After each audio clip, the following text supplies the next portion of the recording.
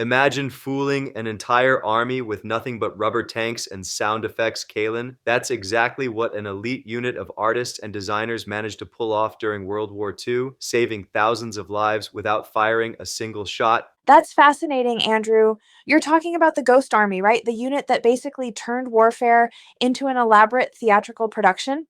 Exactly. And what's really incredible is that this wasn't just some small operation. We're talking about 1,100 men who managed to convince the Germans they were facing forces of up to 30,000 troops. They recruited people from art schools and advertising agencies, even bringing in fashion designer Bill Blass. Well, that must have required some seriously creative thinking. What kind of deception tactics did they use?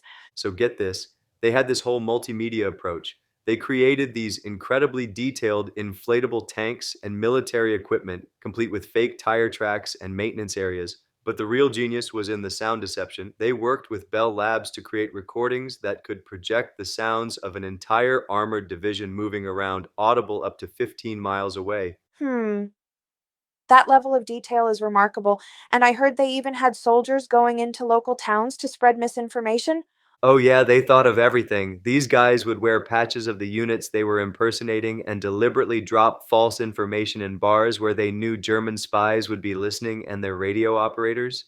They had to learn to mimic the specific Morse code patterns, the fists of other operators.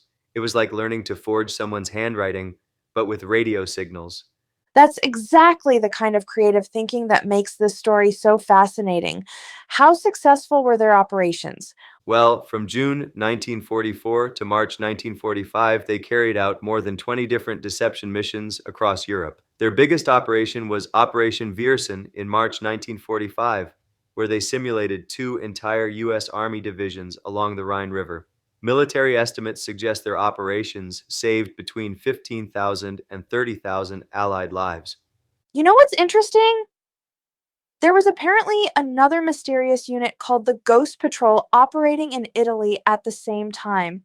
Right? That's this fascinating subplot that's still shrouded in mystery. Some think they were part of British intelligence, while others believe they might have been a private international group, possibly including women, funded by an anti Nazi industrialist. But because everything was so classified, we still don't know the full story. Speaking of classified, didn't this whole operation remain secret for decades after the war?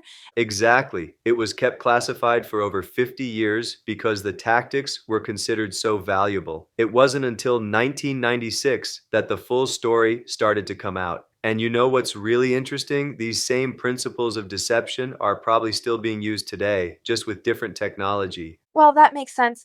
Though I imagine modern military deception is more focused on digital operations rather than inflatable tanks and sound effects.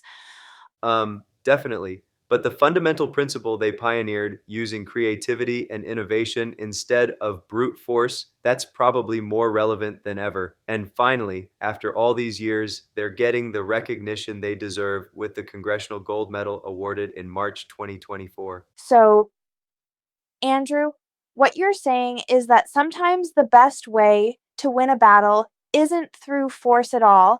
It's through creating such a convincing illusion that you don't have to fight in the first place.